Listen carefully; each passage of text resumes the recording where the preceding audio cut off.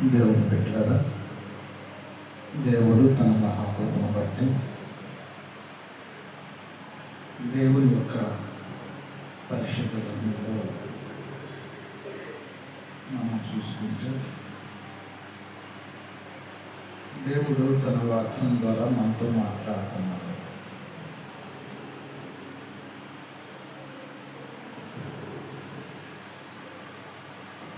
దేవుణ్ణి వెతుకు వారికి దేవుడు ఒక వాగ్దానం చేస్తున్నాడు.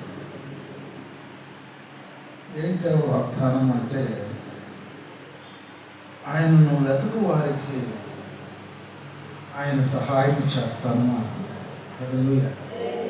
ఆయన వెతుకు వారికి ఆయన దొరుకుతాను అంటున్నాడు. మరి ఈ రాత్రి కాలమందు మనము దేవుని వెతుకుతున్నామా?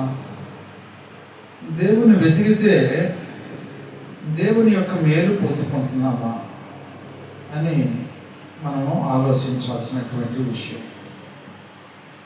దేవుని యొక్క పరిశుద్ధ గ్రంథంలో మనం చూసుకున్నట్లయితే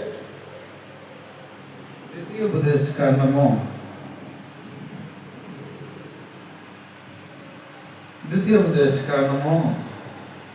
4వ అధ్యాయము 29వ వచనములో కొన్ని మాటలు రాయబడి ఉన్నవి. అయితే అక్కడ నుండి నీ దేవుడైన యెహోవా మీరు వెదకిన ఎడల మీ పూర్ణ హృదయముతోనూ మీ పూర్ణ ఆత్మతోనూ వెదకనప్పుడు ఆయన నీకు ప్రత్యక్షమగును. ఈ సంగతులన్నీ నీకు సంభవించిన తరువాత నీకు బాధ కలుగునప్పుడు అంత్య దినములలో నీవు నీ దేవుడైన యెహోవా వైపు తిరిగి ఆయన మాట వినిన ఎడల నీ దేవుడైన యెహోవా కనికరము కలిగిన దేవుడు గనక నీ చెయ్యి విడువడు, నిన్ను నాశనము చెయ్యడు. హల్లెలూయా, హల్లెలూయా. ప్రభునందు దేవుని బిడ్డలారా, దేవుడు సెలవిస్తున్నాడు. ఈ లోకానుసారముగా ఎంతో మంది ఎన్నో ఇబ్బందుల్లో ఎన్నో సమస్యల్లో ఎంతో బాధపడుతున్నారు. ఎందుకంటే ఈ లోకములో శ్రమలు వచ్చినప్పుడు, శోధనలు వచ్చినప్పుడు ఎవరు వాడు విడిపించే వాళ్ళు లేనప్పుడు వారి యొక్క బాధ అంతా ఇంత కాదు. ఏదన్నా సమస్య వచ్చినప్పుడు, శోధన వచ్చినప్పుడు ఆ సమస్యను విడుదల పొందుకోలేనప్పుడు వారికి ఎంత బాధగా ఉంటారంటే చెప్పుకోలేనటువంటి బాధ, చెప్పుకోలేనటువంటి ప్రయాసలో వారు ఉంటారు. అయితే దేవుడు తన వాక్యము ద్వారా మనతో మాట్లాడుతున్నాడు. ప్రియ దేవుని బిడ్డ, అయితే ఎప్పుడైతే మీకు బలహీనత వచ్చిందో, ఎప్పుడైతే బాధ వచ్చిందో దేవుడు అంటున్నాడు, నీకు ఎప్పుడు బలహీనత వచ్చినా, ఎప్పుడు బాధ వచ్చినా అక్కడ నుండి నీ దేవుడైన యెహోవాను మీరు వెదకిన ఎడల పూర్ణ హృదయముతోను పూర్ణ ఆత్మతోను వెదకునప్పుడు ఆయన నీకు ప్రత్యక్షమగును. హల్లెలూయా, హల్లెలూయా. బాధ వచ్చిందని బాధల్లో ఉండబాక, శ్రమ వచ్చిందని శ్రమ వైపును చూడబాక. దేవుని యొక్క వాక్యము మనకు సెలవిస్తుంది. అప్పుడు నీ పూర్ణ హృదయముతో, అంటే నీ శ్రమలో దేవుణ్ణి నువ్వు హృదయపూర్వకంగా నువ్వు ఆరాధించగలిగినట్లయితే, దేవుని వెతకగలిగినట్లయితే దేవుని యొక్క వాక్యం సెలవిస్తుంది, ఆయన నీకు ప్రత్యక్షమగును. హల్లెలూయా, హల్లెలూయా. నువ్వు శ్రమలో ఉన్నప్పుడు, నువ్వు శోధనలో ఉన్నప్పుడు పూర్ణ హృదయముతో నువ్వు ప్రార్థన చేసినప్పుడు దేవుడు వెంటనే నీకు ప్రత్యక్షమవుతాడంట. ఎందుకు ప్రత్యక్షమవుతాడు? ఈ సంగతులన్నీ నీకు సంభవించిన తరువాత నీకు బాధ కలిగినప్పుడు అంత్య దినములలో నీ దేవుడైన యెహోవా వైపు తిరిగి ఆయన మాట వినేలా హల్లెలూయా హల్లెలూయా. ఏం చెబుతున్నాడు? ఏమా నీకు బాధ కలిగినప్పుడు అంత్య దినముల్లో అంటే ఆఖరి గడియలో నీవు నీ దేవుని వైపు తిరిగిన ఎడల నీ దేవుడు అంట ఎలాంటి వాడంట? కనికరము కలిగినటువంటి దేవుడు అంట. హల్లెలూయా హల్లెలూయా. కనికరము కలిగిన దేవుడు అంట. కనికరము కలిగిన దేవుడు అంటే కనికరం, ప్రేమ చూపించేటువంటి దేవుడు, బాధల నుంచి విడిపించేటువంటి దేవుడు, కనికరము కలిగినటువంటి దేవుడు గనక ఆయన నీ చెయ్యి విడవడు. హల్లెలూయా హల్లెలూయా. ఏందన్నా మన చెయ్యి విడవడు. ఎలాంటి సమయంలో మన చెయ్యి విడవనని దేవుడి యొక్క వాక్యం మనకు సెలవిస్తుంది.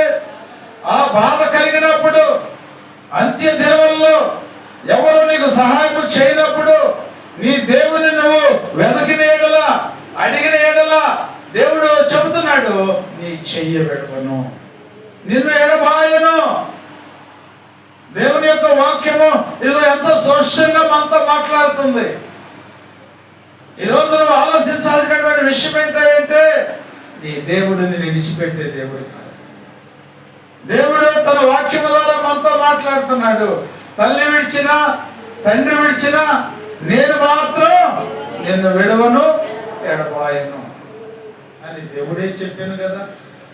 ఏమా అమ్మా నేను నిన్ను ఎడవనమ్మా, నువ్వు ఇబ్బందులో ఉన్నా, నువ్వు సమస్యలో ఉన్నా, ఏ కష్టంలో ఉన్నప్పుడు కానీ సరే ఇది నేను నిన్ను ఎడవను ఎడబాయను. ఎందుకు దేవుడు ఈ స్పష్టంగా మనతో మాట్లాడుతున్నాడు అంటే ఆనాడు మన పితరులతో దేవుడు వాగ్దానం చేశాడు, అబ్రహాముతో వాగ్దానం చేశాడు. వాగ్దానం ఏం చేశాడు అంటే ఇదిగో నీ వల్లే నీ వారు కూడా ఇదిగో నాకు లోపడినట్లయితే నీకు ఎలాగైతే తోడుగా ఉన్నానో ఇప్పుడు నేను నీ వారికి కూడా నేను తోడై ఉంటాను. ఆనాడు చేసిన వాగ్దానాన్ని దేవుడు ఈనాటికి కూడా నెరవేర్చుకుంటూ వస్తున్నాడు. ఈనాటికి కూడా దేవుడు ఆ వాగ్దానాన్ని నెరవేర్చుకుంటూ వస్తున్నాడు. లోకానుసారంగా చూస్తే ఇదిగో మన అవసరం, నీకు నేనున్నానా, నీకెందుకు, ఎంత కావాలో చెప్పు నేను ఇస్తాను అంటాడు. తీరగతికి వచ్చేటప్పటికి దొరకవయ్యా, ఆ డబ్బులన్నీ కూడా ఖర్చు అయిపోయి అని మాట తప్పేస్తారు, మాట తప్పుతారు. అందుకనే దేవుడు తన వాక్యము ద్వారా మనతో మాట్లాడుతున్నాడు. ఈ లోకానుసారమైనటువంటి తల్లి అయినా కానీ సరే కడుపున పుట్టినటువంటి బిడ్డలు విడిచిపెట్టిందేమో, కానీ నేను మాత్రం నేను విడవను ఎడబాయను అంటున్నాడు. హల్లెలూయా హల్లెలూయా. నీ దేవుడైన యెహోవా కనికరముగల దేవుడు కనుక నిన్ను చేయబడవడు, నిన్ను నాశనము చేయడు. తాను నీ పితరులతో ప్రమాణం చేసిన నిబంధనను మర్చిపోడు. హల్లెలూయా హల్లెలూయా. ఏం చేస్తాడంట? నీకు వాగ్దానం చేసాడంటే దేవుడు ఆ వాగ్దానాన్ని ఇదిగో తప్పకుండా నెరవేరుస్తాడు. మన సంఘానికి కూడా దేవుడు ఒక వాగ్దానం చేశాడు. ఏం వాగ్దానం చేశాడు అంటే ఇదిగో ఆత్మకూరు సేవ నీ చేతుల్లో పెడుతున్నాను, ఫలించింది పో అన్నాడు. హల్లెలూయా. ఆనాడు నాన్నగారితో చేసినటువంటి వాగ్దానాన్ని దేవుడు ఈనాటికి కూడా ఇదిగో బలపరుస్తున్నాడు. హల్లెలూయా. బలపరుస్తున్నాడా లేకపోతే బలహీనపరుస్తున్నాడా? ఏమో బలపరుస్తున్నాడు. ఎలా బలపరుస్తున్నాడు? ఏమో ఏ విషయంలో మన సంఘం అభివృద్ధి పొందింది? బలపరుస్తున్నాడని అన్నామే, కానీ ఎలా బలపడుతున్నాడో కూడా మీకు తెలియాలి. ఎలా బలపరుస్తున్నాడు అంటే అన్నాడు నాన్నగారు 70 మందిని నాకు అప్పు చెప్పాడు. హల్లెలూయా. ఎంతమందిని అప్పు చెప్పాడు? 70 మందిని. ఈనాడు ఎంతమంది ఉన్నారు? ఏమో ఏంది సంఘం ఎంతమంది ఉన్నారో కూడా తెలియట్లేదా? హల్లెలూయా హల్లెలూయా. దేవుడు ఇచ్చాడు 70 మందిని. ఈనాడు ఇదిగో 150 మంది దాకా దేవుడు ఇదిగో సంఘాన్ని ఏర్పరచుకుంటమే కాదు, నాన్నగారు ఒక సంఘాన్ని అప్పు చెప్పిపోతే ఇప్పుడు ఎన్ని సంఘాలు అయినాయి? హల్లెలూయా చెప్పండి. 4 సంఘాలు అయింది. అది ఎట్టాశీర్వదింపబడిందంటే బయట వాళ్ళకి ఏం చెప్తారు మీరు? ఎటా వెళ్ళకుండా నోట్లో నీళ్ళు పోసుకొని కూర్చుంటారా? ఏ కార్యాలు జరుగుతాయమ్మా మీ సంఘం అంటే ఏం చెప్తారు? నెలకొండ కూర్చుంటారా? హల్లెలూయా. దేవుడు ఎలాగ ఆశీర్వదిస్తున్నాడు, ఎలాగో మన సంఘం వదిలుతుందంటే ఇదిగో 4 సంఘాలని దేవుడు అనుగ్రహించాడు. నాన్నగారు ఉన్నప్పుడు మరి 4 సంఘాలు ఉన్నాయా? హల్లెలూయా. ఎందుకు ఈ 4 సంఘాలు మనకు దేవుడు ఇచ్చాడంటే ఇదిగో ఆయన వాగ్దానం చేశాడు కనుక ఆ వాగ్దానాన్ని ఇదిగో నెరవేరుస్తున్నాడు. మనం గ్రహించాల్సినటువంటి సత్యం. ఎందుకు ఇప్పుడు మన సంఘం గురించి మనం చెప్పుకోవడానికి కారణం ఏంటంటే ఇదిగో దేవుడు ఇదిగో విడిచిపెట్టే దేవుడు కాదు, మాట తప్పే దేవుడు కాదు. ఆనాడు నాన్నగారికి వాగ్దానం చేశాడు. వాగ్దానం చేసినటువంటి రీతిగా ఈనాటికి కూడా ఆయన వాగ్దానాన్ని నెరవేర్చుకుంటూ సంఘాలను బలపరుచుకుంటూ ఇదిగో మరి 4 సంఘాల్లో కూడా ఎటువంటి కొరత లేకుండా దేవుడు మనల్ని ఎంతగానో బలపరుచుకుంటూ వస్తున్నాడు. హల్లెలూయా హల్లెలూయా.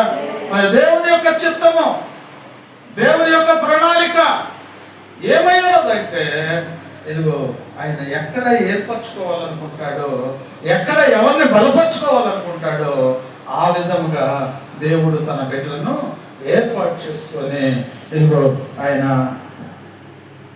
బలపరుచుకుంటూ ఉంటున్నాడు. అందుకనే దేవుని యొక్క పరిశుద్ధ గ్రంథంలో బలపడాలన్నా వర్ధిల్లాలన్నా మనం ఏం చేయాలి అనేది కలిగి ఉండాలి. ఏదో సన్నిధికి వస్తున్నాము వెళ్తున్నాము అంటే నువ్వు బలపడలేవు, ఏ మేలు పొందుకోలేవు. వచ్చిన దానికి ప్రతిఫలము నువ్వు పొందుకోవాలి. అప్పుడే నీ ఆత్మ బలపడింది. నువ్వు ఆరాధన చేయగలుగుతావు, ప్రార్థన చేయగలుగుతావు. అంతేగాని ఏదో వచ్చాను కూర్చున్నాను వెళ్ళాను అంటే సరిపోదు. దేవుని సన్నిధికి వచ్చినటువంటి నీవు వర్ధిల్లాలంటే, దేవుని సన్నిధికి వచ్చినటువంటి నీవు ఆశీర్వదించబడాలి అంటే నువ్వేం చేయాలంటే ఇదిగో దేవుడు తన లేఖనం ద్వారా మనతో మాట్లాడుతున్నాడు. దేవుని 2వ దినవృత్తాంతాలు 7వ అధ్యాయము 14వ వచనం. హల్లెలూయా. దేవుడు తన మహాకృపను బట్టి ఇదిగో మనతో మాట్లాడుతున్నాడు. 2వ దినవృత్తాంతాలు 7:14. నా పేరు పెట్టబడిన నా జనులు తమ్ము తాము తగ్గించుకొని ప్రార్థన చేసి నన్ను వెతికి తమ చెడు మార్గములను విడిచిన యెడల ఆకాశము నుండి నేను వారి ప్రార్థన విని వారి పాపములను క్షమించి వారి దేశమును స్వస్థపరచదను. హల్లెలూయా హల్లెలూయా. ఇప్పుడు దేవుని సన్నిధికి వచ్చినటువంటి నీతో దేవుడు మాట్లాడుతున్నాడు. ఏం మాట్లాడుతున్నాడు? నా పేరు పెట్టబడినటువంటి నా జనులు ఏదంట తమ్ము తాము తగ్గించుకొని ప్రార్థన చేయాలంట. హల్లెలూయా హల్లెలూయా. ప్రభునందు దేవుని బిడ్డలారా ఏం చేయాలంటున్నాడు? ప్రార్థన చేయాలి. మనం చేసే ప్రార్థన ఎట్లుండాలంట? ఎలాగుండాలి? మన ప్రార్థన ఎలాగుండాలంటే తగ్గించుకునే ప్రార్థన అయి ఉండాలి. ఏ విషయంలో తగ్గించుకోవాలి? ప్రతి విషయంలో కూడా మనం తగ్గించుకోవాలి. ఎందుకంటే ఎందుకు తగ్గించుకోవాలి అంటే దేవుని యొక్క వాక్యం మనకు సెలవిస్తుంది. నా పేరు పెట్టబడినటువంటి నా జనులు. ఎవరి పేరు? దేవుని యొక్క బిడ్డ. నేను యేసయ్య బిడ్డను అని చెబుతాం, కానీ మాటలు తగ్గింపు స్వభావం ఉండదు. ఏమో మాటల్లో ఇదిగో రెచ్చిచ్చేసేస్తూ ఉంటాం. ఆయన తగ్గించుకోమంటే మనమేమో హెచ్చించుకుంటాం. ఏ విషయంలోనైనా సరే తగ్గించుకునే మనస్తత్వమే మనలో లేదు. తగ్గించుకునే మనస్తత్వం మనలో లేనప్పుడు మన ప్రార్థన దేవుడు ఆలకించడు. మన ప్రార్థన దేవుడు ఆలకించడు. ఎందుకంటే తగ్గించుకునే స్వభావం ఉంటేనే ఆ ప్రార్థన దేవుడు ఆలకిస్తాడు. కానీ హెచ్చింపు స్వభావము, గర్వము, అహంకారము, నాకేంటి అనేటువంటి స్వభావం ఉండి నువ్వు ప్రార్థన చేస్తే ఆ ప్రార్థనకు ప్రతిఫలము రాదు. ఎందుకు దేవుడు ఈ యొక్క మాటను మనకు తెలియపరుస్తున్నాడు? ఏమా, ఎందుకు దేవుడు ఈ మాటను మనకు తెలియపరుస్తున్నాడు అంటే, నువ్వు ఏమైనా హెచ్చింపు జీవితము నువ్వు కలిగి ఉన్నావేమో. ఈ రాత్రి కాలమందు ఇంతవరకు నువ్వు చేసిన ప్రార్థన దేవుడు ఆలకించలేదు. హెచ్చింపు ప్రార్థన దేవుడు ఆలకించడు. నువ్వు ఎంత ప్రార్థన చేయి, ఆలకించడు. ఎందుకు ఆలకించడంటే, నా పేరు పెట్టబడినటువంటి నా జనులు తాము తగ్గించుకోవాలి. తగ్గించుకొని ప్రార్థన చేయి. అప్పుడు ఆ ప్రార్థన దేవుడు ఆలకిస్తాడు. దేవుడు ఆలకిస్తాడంటే నీవు ప్రార్థన చేసేటప్పుడు ఏవేవైతే నువ్వు అడుగుతున్నావో వాటిని దేవుడు నీకు అనుగ్రహిస్తాడు. హల్లెలూయా.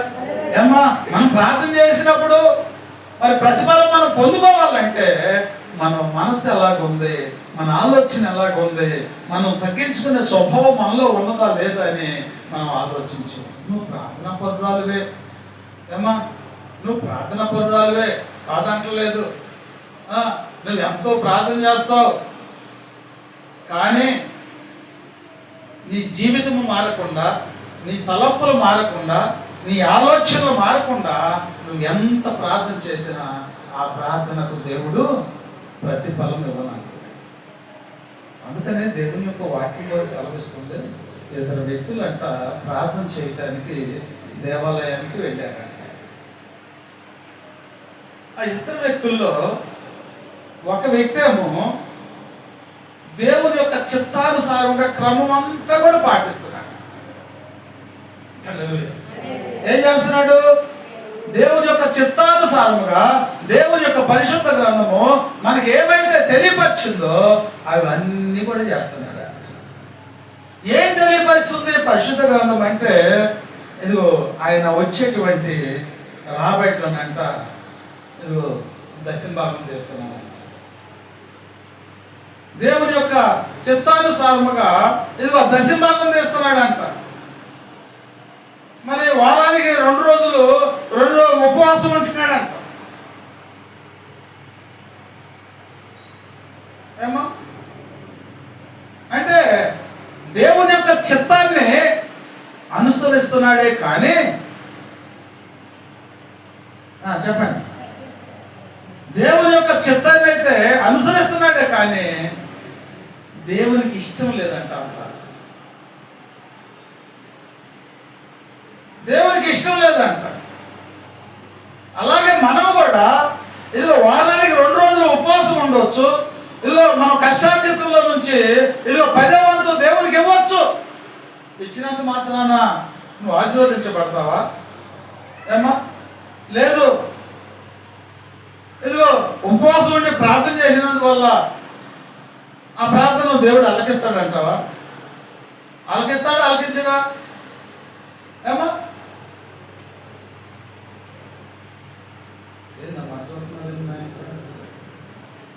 నేను అడిగింది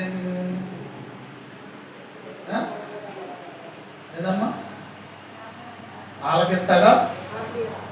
మరేం చెప్పారు మీరు?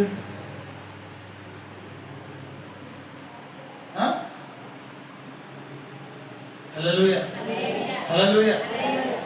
ఆలకించడు. ఎందుకు ఆలకించడైతే దేవుని వాక్యం చెబితే తగ్గించుకోవాలన్న. నువ్వు ఉపవాసం ఉందా, ఉపవాసం లేకపోయినా ఏమా, నువ్వు చేయాల్సింది ఏంటంటే తగ్గింపు స్వభావం కలిగి ఉండాలి. తగ్గింపు స్వభావం కలిగి నువ్వు ప్రార్థన చేస్తే అప్పుడు నీ ప్రార్థనకు దేవుడు ప్రతిఫలం చేస్తాడు. ఇక్కడ ఈయన ఉపవాసం ఉండి ప్రార్థన చేసిన ఏమా, దశంభాగం తీసినప్పటికైనా, దేవుని సన్నిధికి వెళ్ళినప్పటికైనా దేవుని యొక్క వాక్యం మనం స్పష్టంగా తెలియపరుస్తుంది. ఆయన ప్రార్థనను దేవుడు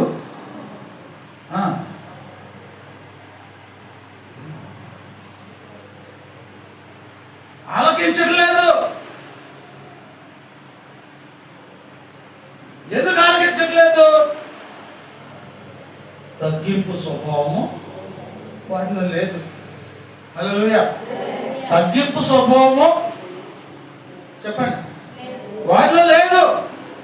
మరి అలాగే తగ్గించుకునే మనసు లేకుండా మనం కూడా దేవుని సన్నిధికి వచ్చి ప్రార్థన చేస్తున్నామా? అలాగూ చేసినట్లయితే ఆ ప్రార్థనకు దేవునికి అంగీకారమైంది కాదు. అందుకనే దేవుడు తన మహత్వమును బట్టి తన వాక్యం ద్వారా మనతో మాట్లాడుతున్నాడు. ఏం మాట్లాడుతున్నాడు అంటే, నా పేరు పెట్టబడినటువంటి నా జనులు తమ్ము తాము తగ్గించుకోవాలి. ఈయన అన్ని చేశాడు, దేవుడు ఆ ప్రార్థన ఆలకించలేదు. కానీ ఇదిగో ఈ యొక్క సుంకరే, ప్రభువా ఆకాశం వైపు కనులెత్తుటకైనను ధైర్యము చాలక రొమ్ము కొట్టుకొనుచు పాపినైన నన్ను కరుణించుము. కనికరించు అంటే హెచ్చింపు జీవితమా తగ్గింపు జీవితమా? ఏమో కనికరము అంటే తగ్గించు స్వభావం. అంటే అయ్యా నేను తెలుసో తెలియక చేశాను, నన్ను క్షమించు. ఈయన అన్నాడు, ఆకాశం వైపు నా కనులెత్తుటకైనను ధైర్యము చాలక రొమ్ము కొట్టుకొనుచు పాపినైనా నన్ను కరుణించు. మొట్టమొదటిగా మనం తెలుసుకోవాల్సిన విషయం ఏంటంటే, మన పాప జీవితం నుండి మనము విడుదల పొందుకోవాలి. విడుదల పొందుకున్నటువంటి నీవు తగ్గించుకోవాలి. నువ్వు తగ్గించుకుంటే దేవుడు నీ ప్రార్థన ఆలకిస్తాడు. ఎందుకంటే మనం ఆలోచించాల్సిన విషయం ఏంటంటే, దేవుడు ఏదైనా చేయగలడు, సృష్టికర్త. ఏమో భూమి మీద ఆయనకు అసాధ్యమైనది ఏది కూడా లేదు. అయినప్పటికీ ఏనాడు కూడా ఆయన గర్వించలేదు. ఏమా గర్వించాడా? గర్వించలేదు. కాబట్టే తండ్రి కుమారుని యొక్క చిత్తమును నెరవేర్చాడు. ఏది అడిగితే అది ఇచ్చాడు. హల్లెలూయా. ఎందుకు ఇచ్చాడు? తగ్గించుకున్నాడు కాబట్టి. ఆ తగ్గింపు స్వభావమే నీవు కూడా కలిగి ఉండాలని దేవుడు చెబుతున్నాడు.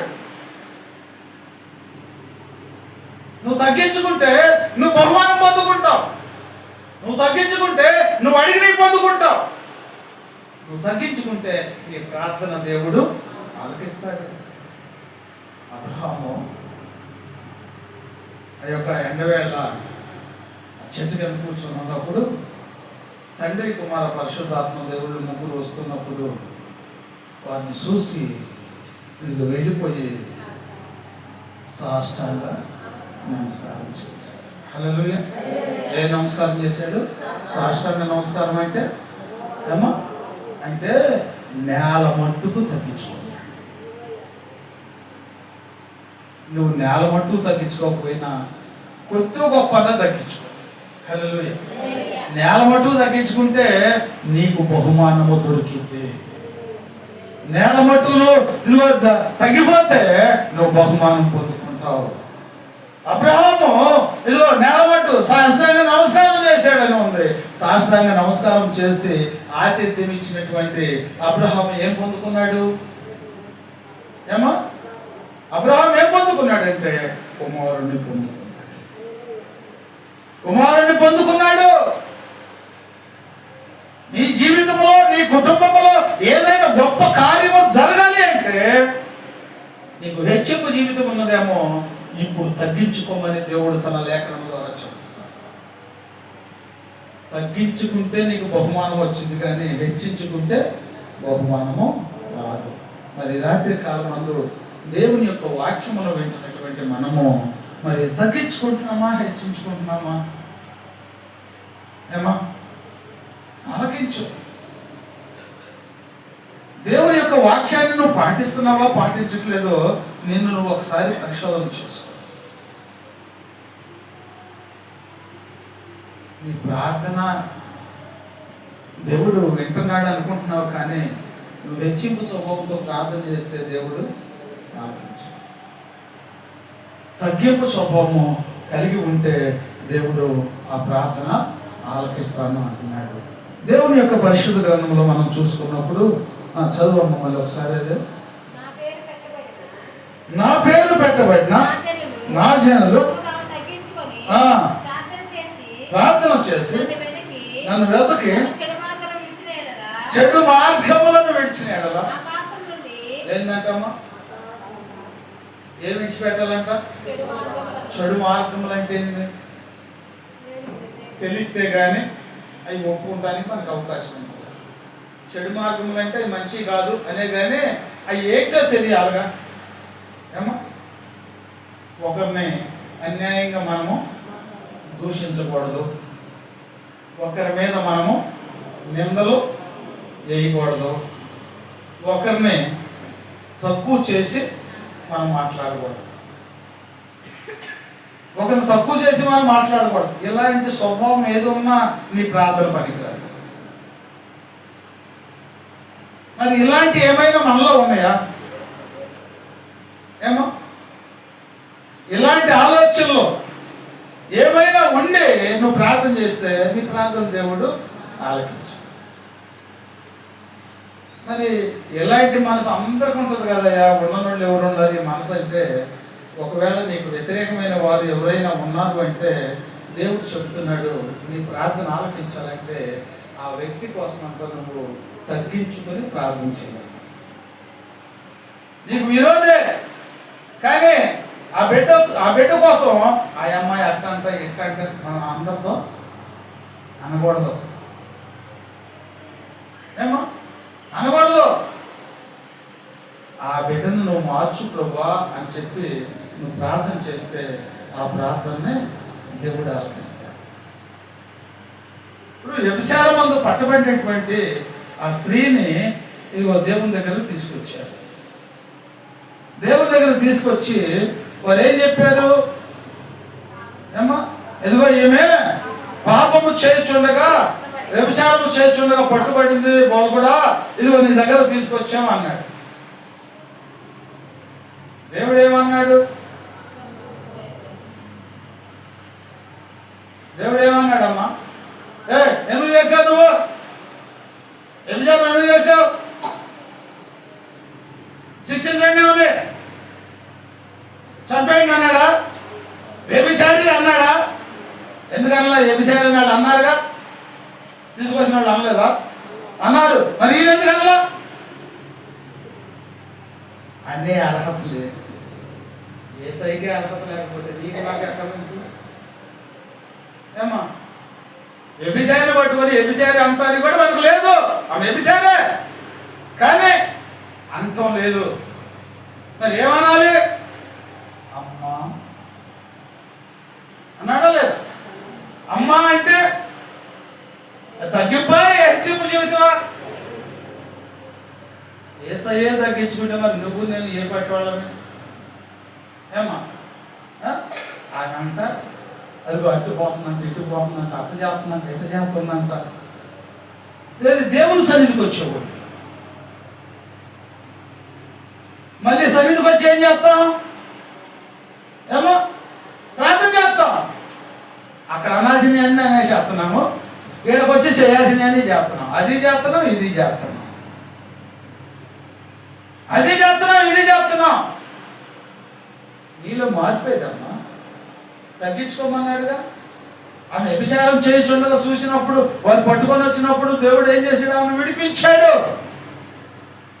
ఆ విడిపించే సామర్థ్యము దేవుడు నీకు కూడా ఇచ్చాడు. నీ ప్రార్థన జీవితం ఇచ్చాడు కనుక ఆమె కోసం ప్రార్థన చేస్తే ఆ ప్రార్థన దేవుడు ఆలకించి ఏం చేస్తాడు? ఆమె యొక్క జీవితాన్ని మార్చేస్తాడు. తీసుకొచ్చేసి ఇదిగో ఆ ముందు నుంచోబెట్టి మరి ఏం చెబుతావు చెప్పు? హల్లెలూయా. ఏం చేస్తావు నువ్వు చెప్పంటే ఆయన చెప్పాడు ఒకటే మాట. ఏ మాట చెప్పాడు? ఏమా అదే అక్కడ ఎదురు చెబుతా ఉంటుంటే హల్లెలూయా ఏమన్నాడు? మీలో పాపము లేనటువంటి వారు మొట్టమొదలుగా రాయేయండి అన్నాడు. ఏమో ఎవరినైనా కానీ ఆమె అట్ట అనేటప్పుడు మనలో ఆ జీవితం ఉందా లేదని మనం ఆలోచించుకొని ఆ మనిషిని అనాలి. అవునా కాదా? ఏమో మన వెనకమాలు ఎన్నో ఉంటే అదే దేవుని యొక్క పరిశుద్ధంలో మాట చెబుతున్నాడు. వారి యొక్క కంటిలోనంట దూలాన్ని పెట్టుకోనంట ఎదర కంటిలో మనసులు ఎత్తుతున్నారు. ఏమెతుకుతున్నారంట? ఎదర కంటిలో మనసులు ఎత్తుకుతున్నారంట. వీళ్ళ కంటిలో ఉంది దూలం, అంటే వీళ్ళకు ఉంది ఇంత పెద్ద పాప మూట ఉంది. ఆ మూటలో ఏదో ముందుకు రానివ్వకుండా దాన్ని విడిచిపెట్టకుండా ఇంకా కూడా పెట్టుకుంటున్నారు. ఏమో వాళ్ళ దగ్గర చిన్న మూట ఉంది, నీ దగ్గర పెద్ద మూట ఉంది. అయినా కానీ ఆ చిన్న మూట ఉన్నటువంటి వారే పాపం చేశారంట. వీళ్ళు చెబుతున్నారు, అంటే నన్ను ఎవరు చూస్తలేదులే అని చెప్పేసి ఎవరికి వాళ్ళు చెప్పుకుంటూ పోతే ఇదిగో పాపమును వాళ్ళే ఆలోచించు. దేవునికి లోపడి ఎవ్వరికి లోపడుతున్నాడు అమ్మా, ఎవ్వరికి లోపడదు. దేవునికి లోపడి, దేవునికి భయపడి, దేవుని దగ్గర తగ్గించు. ఎవరెవరి సంగతి నీకెందుకు? నీది నువ్వు చూసుకో. ఏమా అంతగా ఎదురు తిరిగితే దేవుడే చూసుకుంటాడు. ఆయన విడిచిపెట్టే దేవుడా? ఏమా ఆయన విడిచిపెట్టే దేవుడు కాదు, ఆయనే చూసుకుంటాడు. దేవుడు ఎలాంటి వాడు అనుకుంటున్నా? హల్లెలూయా. రోషం కలిగినటువంటి దేవుడు, రోషం కలిగినటువంటి దేవుడు. చెప్పినంత వరకు చెబుతాడు, శృతి మించిపోతే కరెక్ట్గా ఉంటుంది వ్యవహారం కూడా. ఇంకో మాట అంటున్నారు దేవుని యొక్క పరిశుద్ధ గ్రంథంలో, ఆయన అంతా ఇదిగో బాధపరిస్తే దాని నుంచి విడిపించగలిగిన నాదుడే లేడంట. హల్లెలూయా. ఎవరన్నా బాధ పెడితే విడిపించగలిగినటువంటి నాదుడు యేసయ్య మనకు ఉన్నాడు. కానీ యేసయ్య మనల్ని బాధ పెడితే ఇక విడిపించేవాడే లేడంట. అంటే ఇక ఏ రోగం వచ్చినా ఏది వచ్చినా నువ్వు దాంతో పోవట్లేదు. ఎందుకంటే తగ్గింపు స్వభావం నీలో లేదు, హెచ్చింపు జీవితం నీలో ఉంది కనుక నీ ప్రవర్తనే, నీ యొక్క తలంపులు, నీ యొక్క ఆలోచనే నీకు పతనాన్ని తీసుకొస్తుంది. పతనాన్ని తీసుకొస్తుంది. నువ్వు అనుకున్నా ప్రార్థన చేస్తున్నా ఎంతో ప్రార్థన చేస్తున్నా, ఎంత ప్రార్థన చేసిన ఫలితము లేదని నువ్వు గ్రహించలేకపోతున్నావు. గ్రహించాలి అంటే నువ్వు చేసే ప్రార్థనకు ప్రతిఫలము నీకు రావాలి. హల్లెలూయా. ఏం రావాలి? ప్రతిఫలము నీకు రావాలి. దేవుని యొక్క చిత్తం ఏమై ఉన్నదో, దేవుని యొక్క ప్రణాళిక ఏమై ఉన్నదో నువ్వు కనుగొనాలి. అందుకని ఏం చెబుతున్నాడు? నా పేరు పెట్టబడినటువంటి నా జనులు తాము తగ్గించుకొని ప్రార్థన చేసి నన్ను వెతకి తమ చెడు మార్గములను విడిచిన ఎడల ఆకాశము నుండి నేను వారి ప్రార్థన ఆలకిస్తాను. వారి ప్రార్థన ఆలకిస్తాను.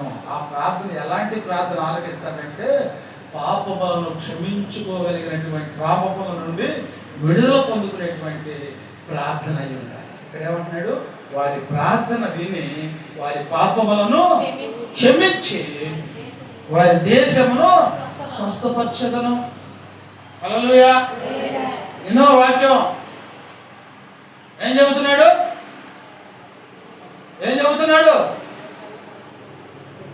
వారి ప్రార్థన ఆలకించి వారి పాపములను క్షమించి వారి దేశమును స్వస్థపరచెదను. నువ్వు తగ్గించుకొని ప్రార్థన చేసావనుకో, నీ పాపం నువ్వు ఒప్పుకున్నావు అనుకో, దేవుడు నీ కుటుంబాన్ని దీవిస్తాడు, నీ కుటుంబాన్ని ఆశీర్వదిస్తాడు. ఇప్పుడు ఏమంటున్నారో తెలుసా? ప్రతిదానికి అయ్యగారు ఉంటాడు. అయ్యగారు బాగాలేదు కానీ ప్రార్థించు. తగ్గిద్దంటావా అయ్యగారు ప్రార్థన చేస్తే? ఏమో దేవుడు చెబుతున్నాడు, నిన్ను నువ్వు తగ్గించుకోబట్టి నీలో హెచ్చింపు జీవితం పెట్టుకొని అయ్యగారు ప్రార్థన చేయంటే ఏమో తగ్గిద్దా? తగ్గదు. అందుకనే దేవుని దగ్గరకు వచ్చినటువంటి నీ జీవితం మారాలి, నీ తలంపులు మారాలి, నీ ఆలోచనలు మారాలి, నీ ఉద్దేశములు మారాలి, నీ ఊహలు మారాలి. నీవు సమస్తమైన వదిలేసుకున్న రోజునే దేవుడు నీ పట్ల అద్భుత కార్యములను జరిగిస్తాడు. నీ కుటుంబం దీవించబడితే, నీ కుటుంబం ఆశీర్వదించబడితే నువ్వు అభివృద్ధిలోకి వస్తావు. దాని నుంచి ఎవ్వడు విడిపించలేడు. దేవుడు ఇచ్చినటువంటి ఆశీర్వాదమును తీసివేయుట ఎవ్వరి వశము కాదు. పొందుకున్నావా అలాంటి ఆశీర్వాదం? నువ్వు పొందుకున్నావా అలాంటి దీవెన? దేవుడు తన వాక్యం ద్వారా నీతో నాతో మనందరితో మాట్లాడుతున్నాడు. ఈరోజు దేవుడు హెచ్చరిస్తున్నాడు. ఏమి హెచ్చరిస్తున్నాడు అంటే తగ్గించుకో, ఎదుటి వారి గురించి ఏం చూపి. అసలు గ్రహించలేనటువంటి సత్యం ఏంటి అంటే, ఏమో ఎవరికైనా ఏం చూపిస్తే మనం ఎందుకు చూపిస్తాం? ఏమో ఏం చూపించేదాకా వచ్చిందంటే ఎందుకు వచ్చింది?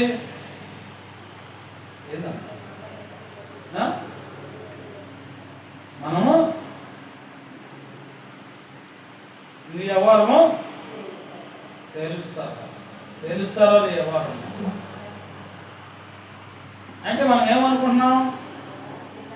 ఏమో తేలుతారు వ్యవహారం అంటే ఎంత గొప్పగా మనం చేసి చూపించామనుకుంటున్నాం. కానీ మనకు తెలియకుండా మన వెళ్ళి మన ఎంత చూపిస్తాం. మనకు తెలియకుండానే ఆడికెళ్ళి ఒకేళ్ళు చూపిస్తుంటే మనకెళ్ళే 4 ఏళ్ళు చూపిస్తాం. ఇప్పుడు చెప్పండి, వాళ్ళు తప్పుడోడు అంటావా లేకపోతే మనం తప్పుడోడు అంటావా? ఎందుకంటే అరే అంత హెచ్చింపు జీవితం నీకు తగ్గింది కాదురా, నువ్వు తగ్గించుకో ముందు. మన ఆత్మ మనకే తెలియపరుస్తుంది. మనం గ్రహించలేనటువంటి సత్యాలు ఎన్నో ఉన్నాయమ్మా. మనం తెలుసుకోలేనటువంటి విషయాలు, మనం గ్రహించలేనటువంటి విషయాలు ఎన్నో ఉన్నాయి. నువ్వు ఆడిని తగ్గించుకోమంటూ కాదు, నీ ఏళ్ళు నీకే చూపిస్తున్నాయి. నువ్వు తగ్గించుకోరా, ఆ సంగతి ఎందుకు నువ్వు తగ్గించుకోరా, ఆ సంగతి నీకెందుకు అంటాడే? వాళ్ళని చూసుకునే కూడా ఏసై ఉంటాడు. నీకెందుకు? నువ్వేం చూపించు ఎందుకు? నువ్వు తెలుగుతారు అంటుంది ఎందుకు? ఇవన్నీ నీకెందుకు? ఆయన ఏమంటున్నాడు? నువ్వు తగ్గించుకో. నిన్ను ఎవరైనా అంటే వాళ్ళు నాకు అప్పు చెప్పు. అప్పు చెబుతున్నావు మనం క్రైస్తవులుగా, మనం ప్రార్థన పరులుగా, మనం మరి అదే ప్రవర్తనతో ప్రార్థన చేస్తే ఆలకిస్తాడా దేవుడు? అందుకని ఇప్పుడు దేవుడు తన వాక్యం ద్వారా మనకు తెలియపరుస్తుంది ఏంటంటే, మిమ్మల్ని మీరు తగ్గించుకోనండి. ఒకవేళ మిమ్మల్ని ఎవరైనా హెచ్చించు జీవితంగా నిన్ను బాధపరిస్తే ఆ బాధతో ప్రార్థన చేసి తగ్గించుకొని దేవునికి మొరపెట్టు. దేవుడు మొర ఆలకిస్తాడు, నీకు జయమిస్తాడు. నీకు అభయము తలపెట్టాలనుకున్నటువంటి వారికి ఆయన అభయమును తలపెడతాడు. హల్లెలూయా, హల్లెలూయా. అటు గొప్ప ధన్యతను మనం పొందుకోవాలని దేవుడు కోరుకుంటున్నాడు. కనుక మనల్ని మనం తగ్గించుకుందాం, మన ప్రవర్తన మార్చుకుందాం, మన తలంపుల ఆలోచనలను సరి చేసుకుందాం. దేవుడి కొద్ది మాటలను ప్రభు మన వెనుకల్లో దీవించి ఆశీర్వదించి మహిమ పొందును గాక. ఆమేన్. ప్రార్థన చేసుకుందాం.